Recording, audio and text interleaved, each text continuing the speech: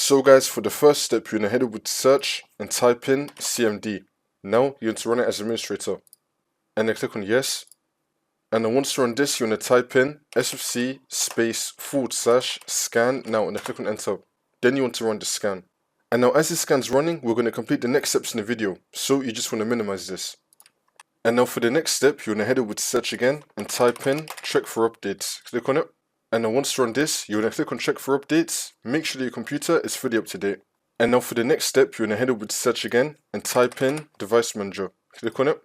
And then once you run this, you're going to expand display adapters. Now you're going to find your graphics card. You're going to right click on it and then click on update driver and then click on search automatically for drivers. Make sure that you have the best drivers for your device installed. I'm also going to be leaving down below 3 links for NVIDIA aimed in Intel. You want to download the software that comes with your graphics card. For me, I have an NVIDIA graphics card, so I got the NVIDIA app. And then once you're on our software, you're going to click on the driver tab. Now you're going to click on check for updates. Make sure that your graphics card drivers are fully up to date for your software. And now for the next step, you're going to go back to CMD.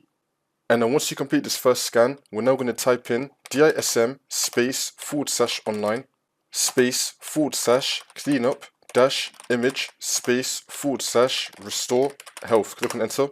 You now want to run this scan. Wait for this to load. And then once that's been done, for the last step, you just want to restart your computer. And then the problem should be fixed.